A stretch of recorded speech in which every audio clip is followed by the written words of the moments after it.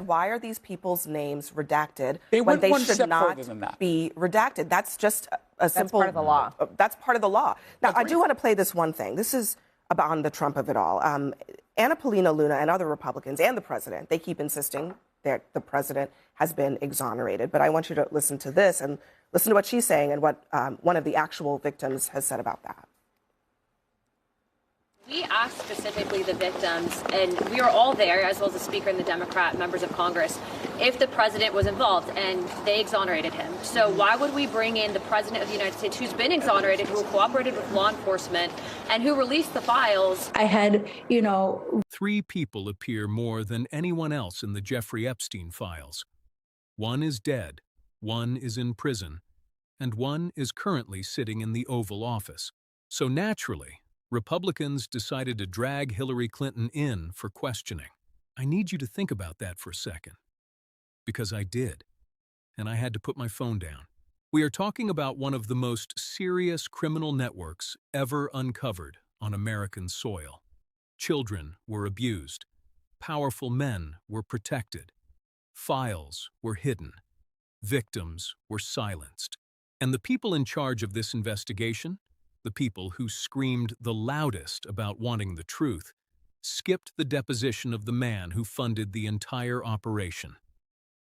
Did not show up, could not be bothered. One of them sent a note saying he was having surgery. The rest did not even explain themselves. And then Scott Jennings sat down on CNN and tried to make that make sense. Live, on camera, in front of everybody. And what you are about to watch is what happens when a professional spin doctor runs out of spin. This is not a left versus right argument. This is about who gets protected in this country and who gets thrown to the wolves. And if that makes you angry, good. It should. I am Silas Miller. This is Miller's Mandate. Hit subscribe because this one matters. Let's get into it. What is the point of bringing Hillary Clinton in to ask her about Jeffrey Epstein at all?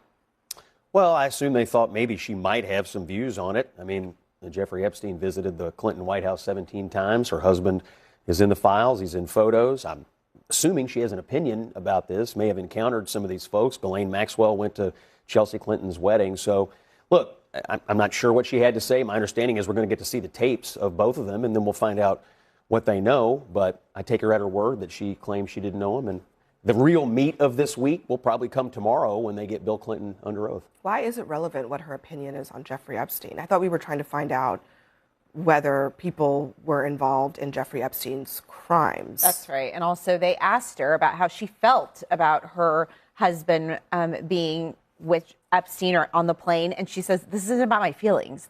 I'm telling you what I know, and I don't know anything. And the interesting part about this is they knew that this is what they were going to get out of her. They weren't going to get anything out of her. She told them over and over and over again that she had no information about this. They asked her about UFOs. They asked her about Pizzagate. She, at the end, stated in her statement that you played a little while ago, she stated that she had to tell them how to investigate, how to conduct an investigation, because they had not asked previous people that they deposed about Epstein or Ghislaine Maxwell. And so this is all political. And the fact that they even brought Hillary Clinton to answer for her husband is just laughable. I think at the end of the day, this is what Hillary Clinton does best. She knows how to take on Republicans. And she essentially told them, and she walked out of there telling them, you are not serious about this investigation. And if you are, this is how you run one. Well, as my friend Joanne Carducci said, there's 3 people mentioned most in the Epstein files, and that's Jeffrey Epstein, Ghislaine Maxwell, and Donald Trump. One of them is in prison, one of them died in prison, and one of them is the president of the United States. But we're deposing Hillary Clinton. It doesn't make any sense. At the end of the day, the government has repeatedly lied about these files. They refuse to release the full files. Then they're hiding the documents, and now they're pointing allegations everywhere except at the president, who is in the files the very most. And this is a huge distraction to use Hillary Clinton, the vicious, evil Hillary Clinton, as a distraction from what they've actually done. As a distraction from not going after Trump for 4 years. Let me play.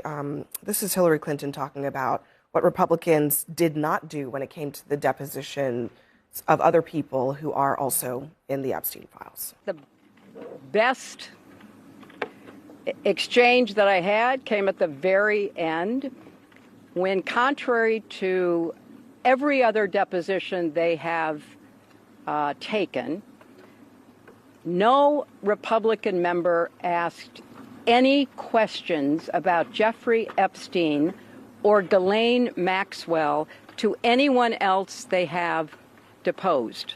And in fact, the Republican members didn't even show up for the deposition of Leslie Wexner. How do you even explain that, Jason? They don't show up to a deposition of the man who everybody acknowledges is the source of a vast amount of Jeffrey Epstein's wealth and was connected to him for ages. Well, James Comer was having surgery at the time, so he actually has a good excuse. Just answer her question, the rest though. Of the What's her question? Why wouldn't they show up? No, I don't know Not why a the other single one? Republicans chose not I mean, to show it up. seems to show a lack of seriousness. Well, I think it's a lack of seriousness when we decide to turn this into actual politics. And that's part of the reason why I think there's such pushback from just immediately saying, well, why isn't Trump showing up? I mean, on one side, you have, say, Hillary Clinton shouldn't be showing up because that's purely political. She's already said she has no connection and she didn't do anything wrong. Okay, well, Donald Trump has said exactly the same thing. He hasn't done anything wrong. Well, and all we've heard for the last year is these implications that because his name is in the files that he somehow did something wrong, he committed a crime, except no one's actually telling us what the crime was. They're holding back all the files that have his name. I think that's absurd because I think everybody is tired of the political games. People are just tired of this. I mean, why would you question Hillary Clinton in the first place? I read her statement today. She said, I've been fighting for women and girls my entire life. Why are you questioning me instead of working to make sure all the files are released? Why are you coming after me instead of making sure that the redactions are proper redactions that protect the victims and expose some of the powerful people and their politically connected people? Why are you questioning me instead of questioning the guy that said, I want to go to the wildest party that you have on the island? When is that going to be? Why are you not questioning the Secretary of Commerce who says, I wouldn't go near that disgusting guy, and then it turns out he did go to the island? Why did you not ask those questions for the 4 years in which you had control in I was never the White paying House? attention to this issue. I have to be honest. It was not a big issue. And it's become why now, then? Yeah, because why now? It's That's not my big issue. You never heard me talk about it before. You seem pretty passionate. Because I'm here tonight to talk about this issue, and I'm disgusted by the fact that the American people don't know who to trust about anything. What did you think about when your colleague Ro Khanna went down to the House floor and doxed 4 people who apparently had nothing to do with this whatsoever? Did you think that was a good use of time?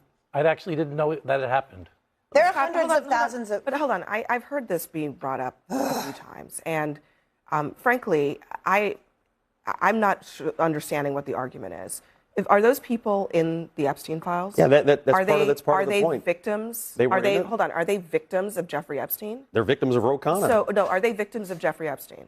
I don't think so. So what does the law say about whether or not their names ought to be redacted in the files? It has nothing to do with redactions. It has to do with the fact that a member of Congress went down and doxed people who did nothing wrong and had nothing to do with it. First of all, the use of you're decrying politics. You're decrying politics. What was that? Guys, one second. Why are we having this back and forth? I mean, the reality is we know that Jeffrey Epstein did some really bad stuff.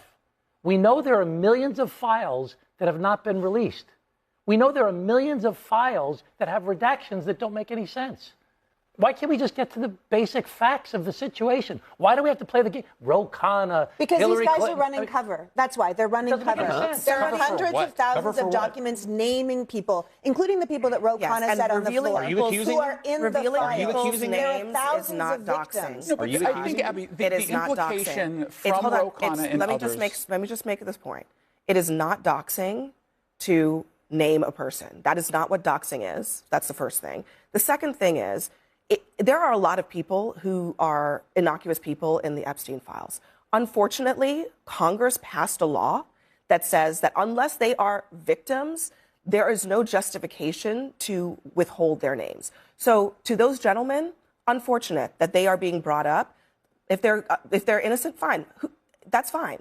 But there's no legal requirement to withhold their names. And in fact, withholding their names is probably a violation of the law. So I don't understand that whole argument from the beginning. And secondly, there is so much outrage about revealing the names of random men and zero outrage about revealing the names of actual victims. That actually happened in the Epstein files. Why is there no outrage about that? I don't know why you're saying there's no outrage. I mean, I was on this show when that had happened, like the day after, or a couple days after, and we all were on the same exact page that it shouldn't have happened. The problem was when you're pushing to get millions of documents out there, mistakes unfortunately get made. That is the reality. It is true. It's not something any of us want. No one wants to see any of these victims have anything other than justice. But this idea that there was no outrage, I don't think that that's accurate. To the point of the implication of the individuals who were named, it's not so much that they were named. To your point, and it's valid, and I hope everyone understands this, there are people who are named who have literally nothing to do with anything tied to even the rumor of a crime in those files. But Ro Khanna and like some Hillary others Clinton decided to go out there and imply that, wow, look what we just found. We found co-conspirators. We got people. No, and the congressional Republicans went out there. They said, why are these people's names redacted They when went they one should step not further than that. be redacted? That's just a simple. part of the law. That's part of the law. Now, I do want to play this one thing. This is about the Trump of it all. Anna Paulina Luna and other Republicans and the president, they keep insisting that the president has been exonerated. But I want you to listen to this and listen to what she's saying and what one of the actual victims has said about that. We asked specifically the victims, and we were all there, as well as the Speaker and the Democrat members of Congress, if the president was involved, and they exonerated him. So why would we bring in the president of the United States, who's been exonerated, who cooperated with law enforcement, and who released the files? I had, Rep. Anna Paulina Luna say that the victims have exonerated him. I have not yet talked to the DOJ. You think the Trump administration has reached out to myself? I can't speak for my survivor sisters, but I'm pretty close with them. I'm pretty sure they would have shared that with me. Again, forget about Trump for a second here. The FBI, she's a victim. The FBI hasn't talked to her. Yeah, What's happening? and that's extremely concerning. And I think that is the big question that survivors are facing. I think what typically happens in these types of situations is the U.S. Attorney's Office takes lead, and they should be doing all of those interviews. If someone is coming out and saying, I have more information, I have new evidence, it is the FBI's responsibility to go figure out what that new evidence is and potentially open a case for investigation again. And so I think that there is a big question about why the Justice Department isn't necessarily looking at it, isn't necessarily, if someone is saying they have new information, taking that interview. And it just, to me, it seems that there isn't the political will within the building to do that. And so I find it interesting that the whole reason why this started was because Trump and Pam Bondi wanted full transparency because they thought that there were Democratic members and Democrats in the Epstein files. And it started off as political, completely political. And now we are where we're at, where the survivors are not being able to tell their story. Let me tell you what you actually just watched. Because it was not a debate. It was not a panel discussion. It was a man on live television trying to use words as a wall to block something that every single person watching could already see clearly on the other side of it. And here is the thing about walls built out of words.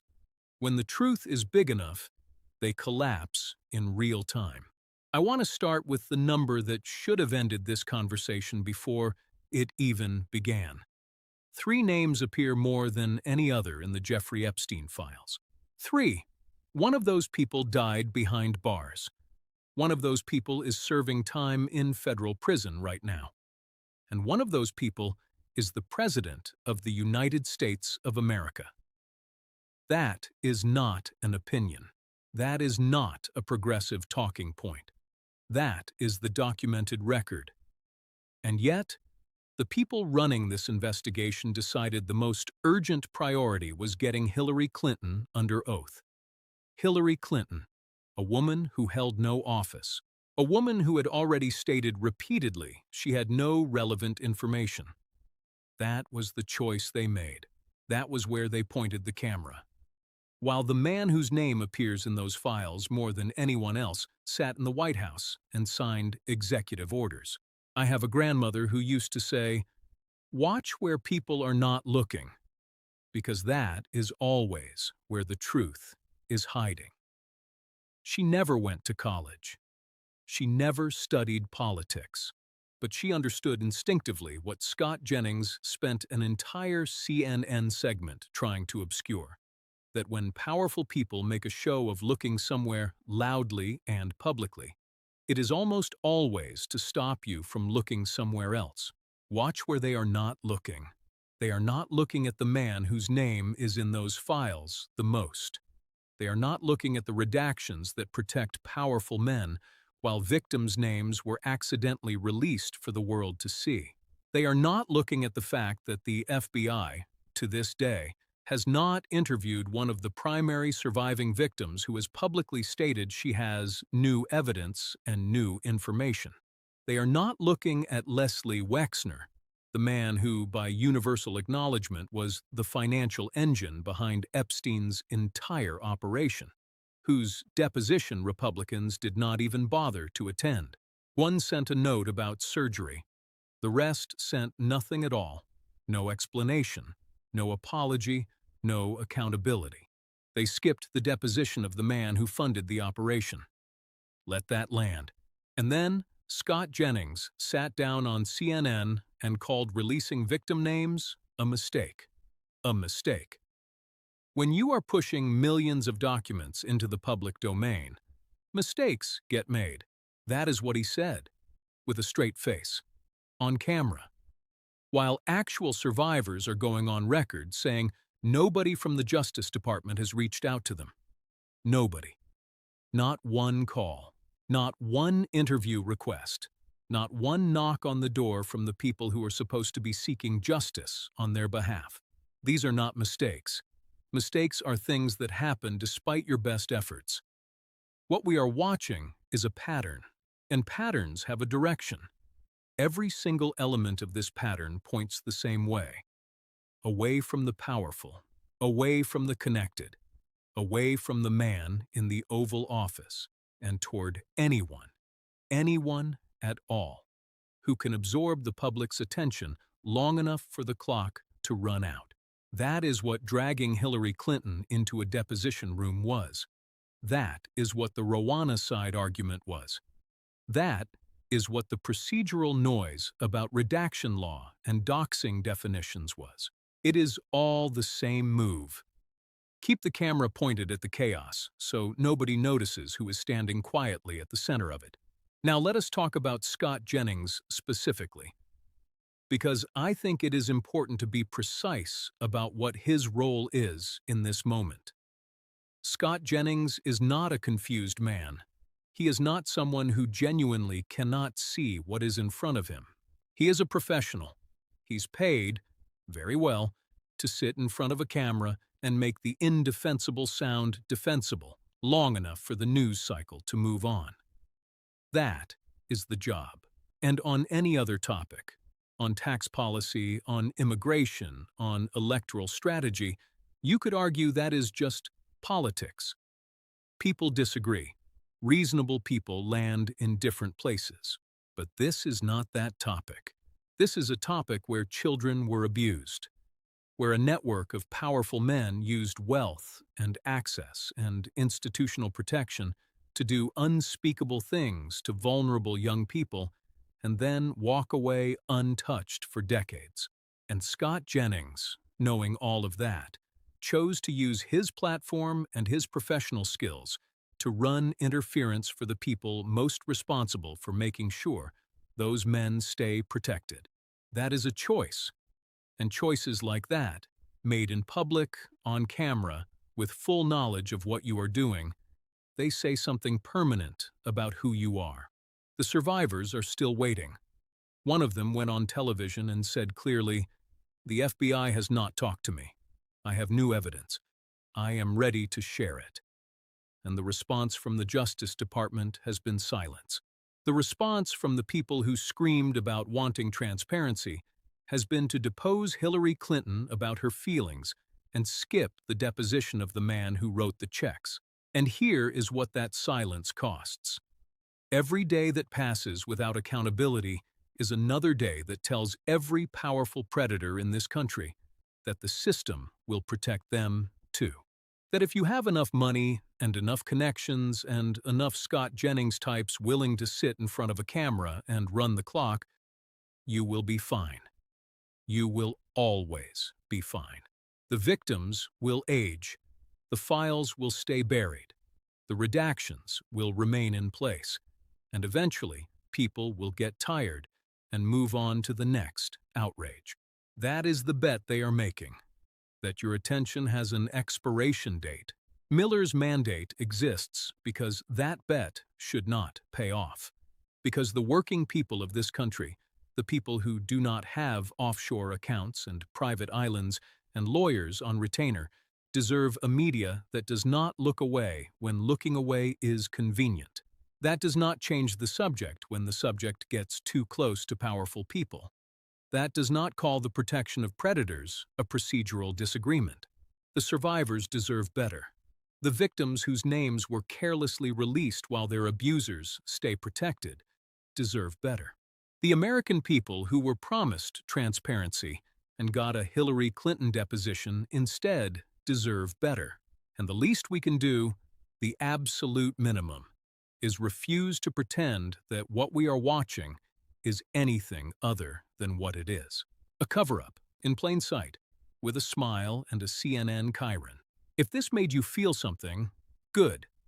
Share this video with someone who needs to see it. Subscribe to Miller's Mandate if you are not already here. And drop in the comments what you think is really going on, because I want to hear from you directly. I am Silas Miller. The mandate does not stop here.